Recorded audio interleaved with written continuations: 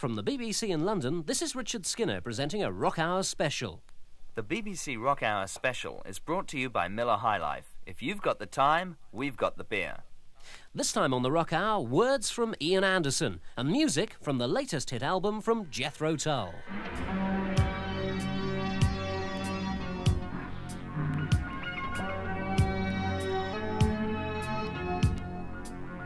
From early days of infancy through trembling years of youth, long murky middle age and final hours long in a tooth. Here's the 100 names of terror, creature you love the least.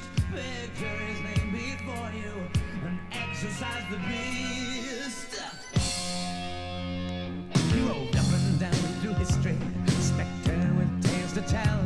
In the darkness when the campfire's dead, to each his private hell. If you look behind your shoulder, if you feel his eyes to feast, you can witness now the ever-changing nature of the beast. Be still. Be still. Be still. Be still.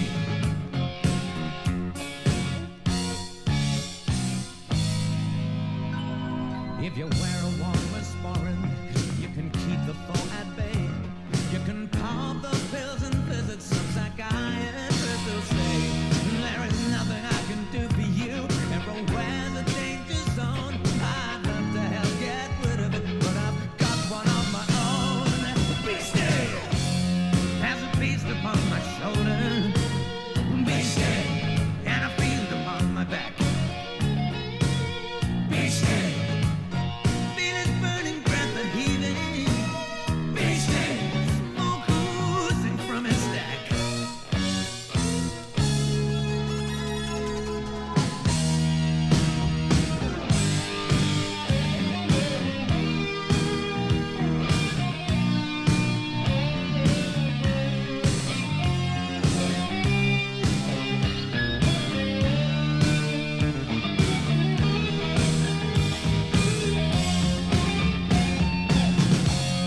And he moves beneath the covers.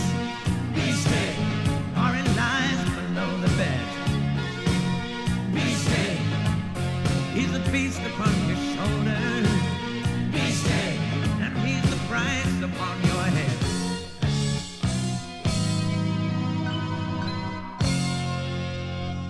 He's the lonely fear of dying, and for some of living too. He's your private nightmare brigand. He'd just love to turn us through. So stand as one defiant. Yes, and let your voices swell. Stare that beastie in the face and really give him hell. Be still. There's a beast upon my shoulder. Be still. And a fiend upon my back. Be still. Feel his burning breath a heaving. Be still. Smoke oozing from his stack. Be still. And he moves beneath the covers. Be still. Or he lies below the bed. Be still. Here's the beast upon your shoulder. Be still. And here's the price upon your head.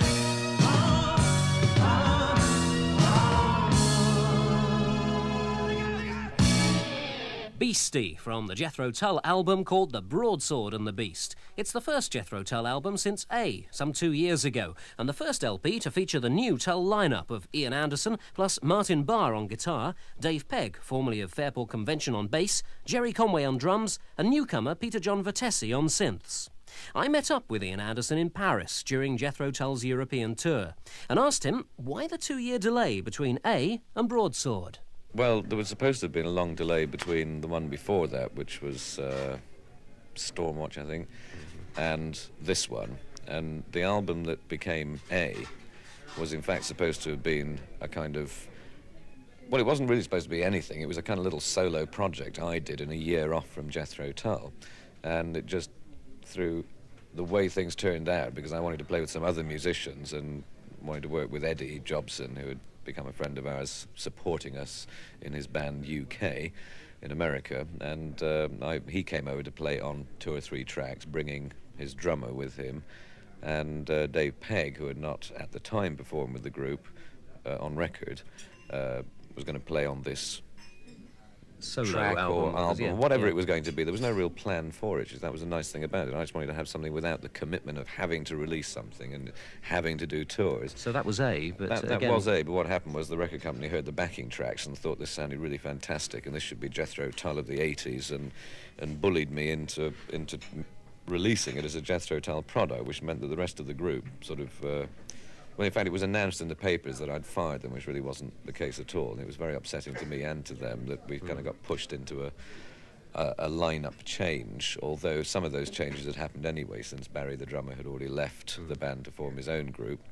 And it just was one of those albums that really shouldn't have come out as a Jethro Tull album. It wasn't a particularly successful album, and it wasn't really Jethro Tull music. It was a kind of hybrid sort of thing, really, to do with me sort of writing more precarious songs based on what I read in the papers that morning, writing them in the morning, rehearsing them in the afternoon, and sometimes recording them the same day. So it was all done in 3 weeks of intense effort, and we sort of found ourselves with an album rather than setting out to record one. So in a sense, you can dismiss that as a Jethro Tull album. So it's an even longer delay then. Well, in a sense, it is. Yes. I mean, I shouldn't dismiss it. I should stand by and say, well, it came out as a Jethro Tull album, therefore it is a Jethro Tull album, and it wasn't that bad. But I don't really feel that it belongs in the catalogue of Jethro Tull stuff, because there's something that Jethro Tull as a band, I mean, just forgetting me and my involvement in it, but the band as a band, with whatever members it's had in it, has always had this kind of rather romantic and sort of timeless quality. Whether it's, you don't really know whether the music is supposed to be set in the past or whether it's set in the present or in some sort of futuristic science fiction framework. I've always tried to give Jethro Tull a kind of timeless quality in terms of the songs that I write for that entity. Having said that, this new album, The Broadsword and the Beast, actually, I've even written it down here. It seems to be the album that moves Tull into the 80s, quote-unquote. Oh, well, that's interesting, yes. Because well, particularly the use of synthesizer is much more inventive on this than it has been in the past. Which tracks are you referring to? Well, I could actually look here under my crib sheet and say that the use of synth on Clasp, particularly with the sort of synthesized voices, they're much more like the things you'd hear on a Depeche Mode or Orchestral Maneuvers in the Dark record than you'd expect to hear on Jethro Tull.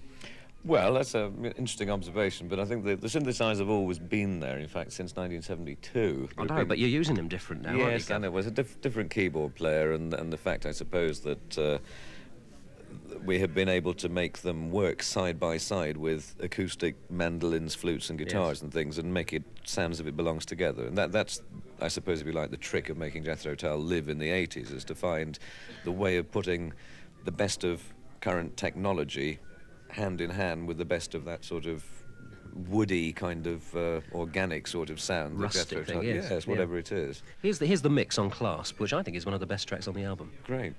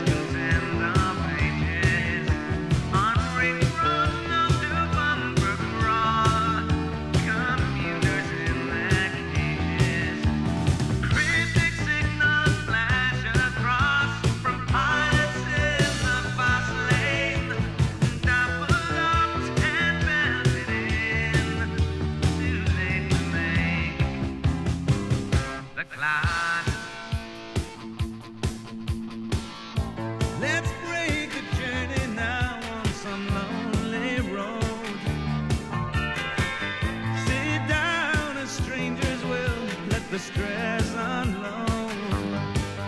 Talking confidential terms, share a dark unspoken fear. Refill the cup and drink it up. Say goodnight and wish good luck.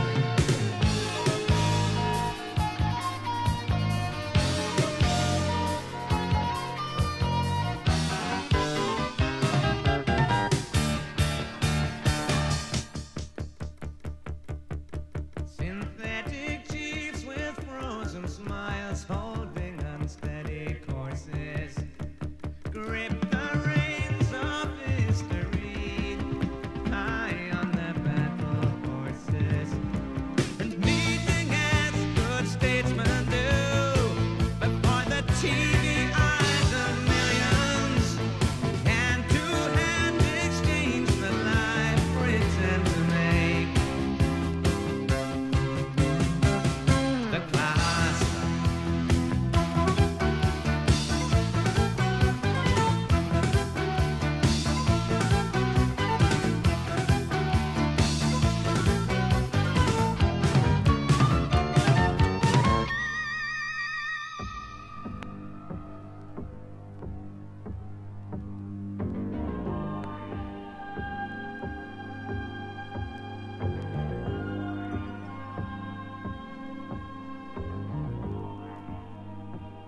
That's Clasp. Jethro Tull from the album The Broadsword and the Beast. Let's go down to the river with Gary U.S. Bonds. By the river, in the sunset, there's a song cold and light. We're gonna be by the river at Miller time tonight.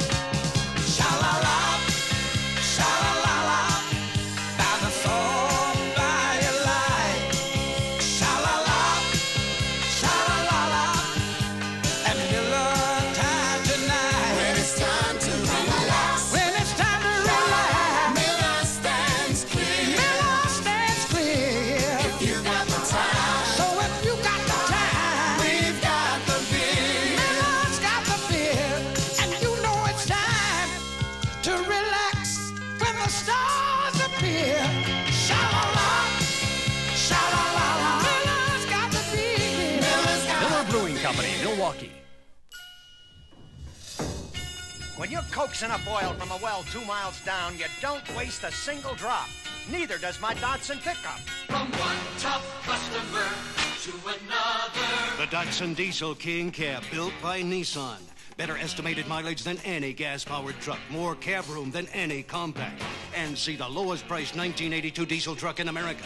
The Lil Hustler. Sticker price just $71.79, excluding taxes, title, license, and destination charges. That's a comfort. King Cab, long bed, or standard. Every Datsun quality diesel pickup is EPA rated 33 mpg. 39 highway. Use 33 for comparison. Your mileage may differ. Highway mileage, lower. Datsun, you sure are tough on your competition. I like that. From one top customer to another, we are driven. See all the 1982 Datsun cars and trucks at your Datsun dealer. The current lineup of Jethro Tull features the brand new name of Peter John Vitesse, a young Scottish keyboards player. Peter's brought a new synth styling into the Jethro Tull sound, and I asked Ian Anderson where he found Mr. Vitesse. Well, we actually put an ad in the Melody Maker. You're serious? Yeah, but not under our own name. I think we Yeah. said the usual thing, you know, international top recording group available for bar mitzvahs and all the rest of it. Require... And he thought it was The Who, don't tell me. that require the services of a keyboard player. And we got all these replies, you know, and listened to all the tapes. And amazingly, so many of them were actually from named bands and, you know, sort of quite notable keyboard players. I wish you could tell me who it was. But It wouldn't be fair, really. And but anyway, we found Peter amongst those names and went to see him in a group that he was playing with from Scotland at the Marquee. And we thought that, you know, musically he was good and he looked good and the band was quite good and they had a recording. Who was he contract. with before? It's a group called RAF. I don't know if they're remember the big. name, yes. Yeah. And but when we met him, we thought he was a bit spotty and precocious and young. And he had all his hair and stuff like that, and he was thin. And so we had second thoughts about it for a bit, but we realised that his precociousness was really just nerves and a sort of wayward youthfulness, which has now become integrated into the band, so that we're sort of, some of his sort of behaviour is perhaps rubbing off on us a little bit, which is good. Well, I can't see any spots on your face yet. So. Well, no, but, you know, the hair's growing back. It says here on the actual album, additional material by Peter John Vertesi as well. So he's obviously become a very important member of Jethro Tull as things stand. Great, Richard, yeah. He has, yeah. Well, the thing is that the keyboard player is obviously an important character because he has at his disposal a lot of sound textures and a lot of complete sort of musical range in front of him in his instrument, whereas a guitar player maybe is a little bit more limited. Everything is, strictly speaking, electric guitar. And I think perhaps the case with Eddie also was that being a creative sort of keyboard player, I mean, they do come up with ideas, and whenever someone comes up with an idea for 4 bars of music, they do get credited on the album as doing that. But it's difficult to say they co-wrote a song if it's just a 4-bar section in the middle of the song. So I just cover it all by saying additional material by. And that has been accorded to various members of the group at various times whenever they made the contribution. If they would spend their time writing all the songs and spend their time doing all the arrangements and the recording of it, and if someone could put on a false beard and do what I do, I would gladly let them have the kudos and half the money. I don't believe a word of this. Here's what I think is a potential hit single from the LP. It's called Fallen on Hard Times.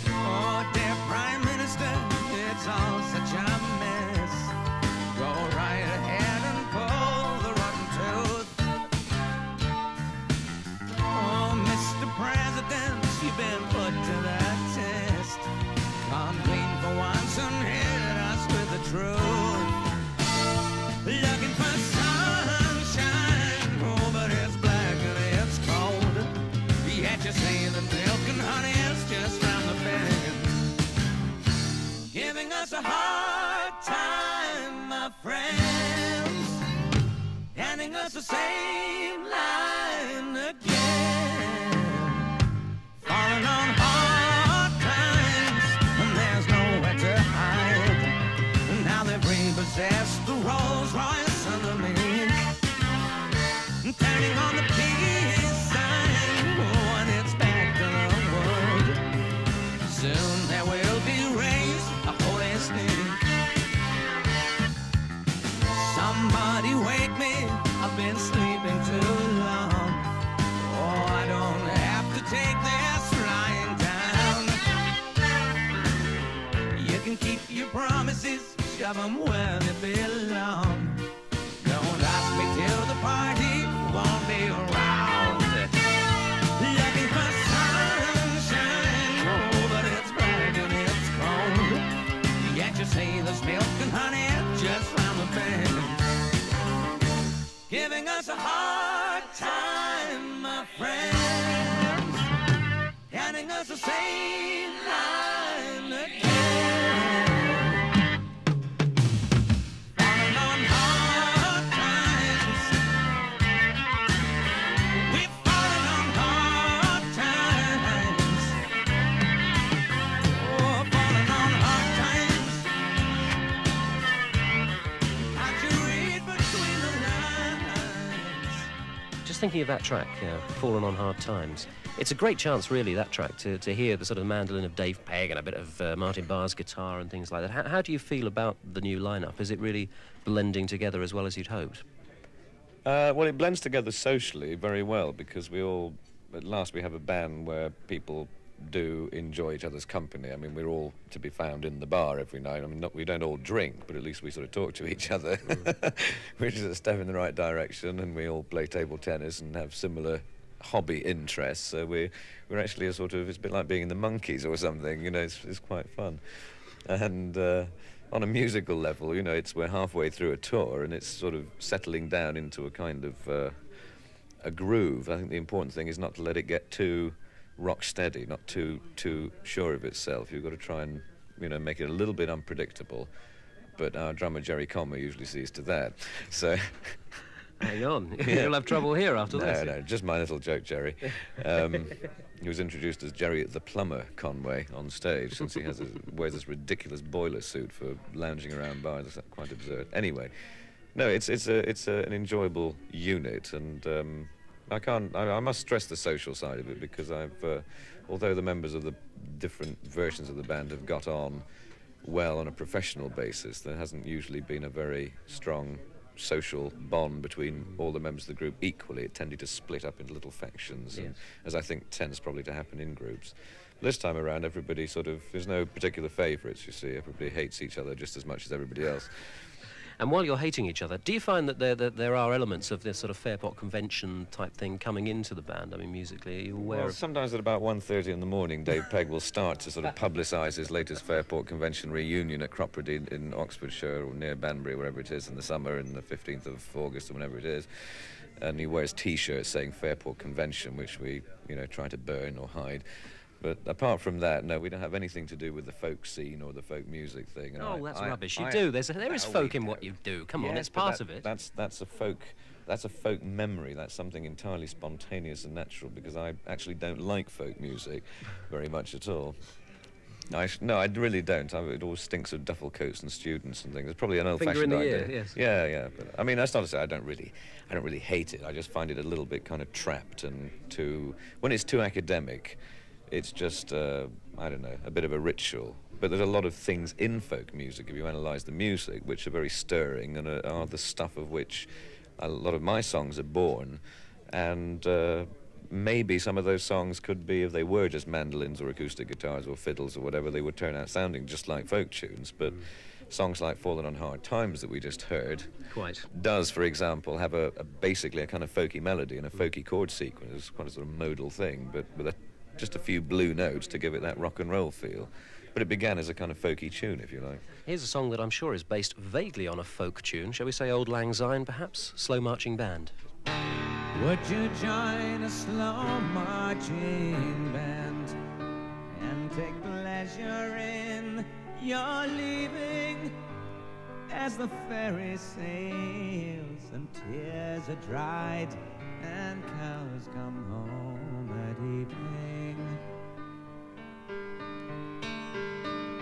Could you get behind a slow marching band and join together in the passing of all we shared through yesterdays in sorrows never lasting? Take a hand and take a bow. You played for me, that's all for now. Oh, and never mind the words, just hum along and keep on going. Walk on slowly, don't look behind you, don't say goodbye, love, I won't remind you. Dream of me as the nights draw cold, still marking time through winter. You paid the piper and called the tune, and you marched the band away. Take a hand and take a bow. You played for me, that's all for now. Oh, and never mind the words, just hum along and keep on going. Walk on slowly,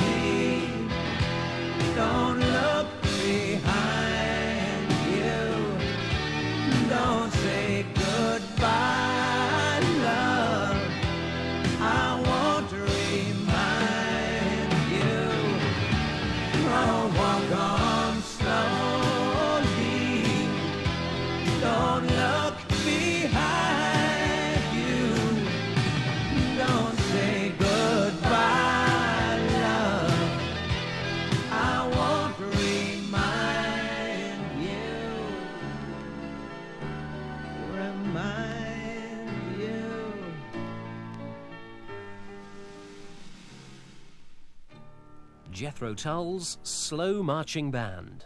She brings me my kind of love, Let's get into something easy. my kind of kisses, Here's Eddie Rabbit. my kind of love. She never misses when shadows fall and we are all alone. She brings me my kind of love. Good things are waiting, my kind of love. Stereo playing, Miller on ice. Babe, ain't it nice to be home when it's time to relax? My kind of love, Miller stands clean. Can't get enough. If you've got the time, Miller's got the beer. Miller Brewing Company, Milwaukee.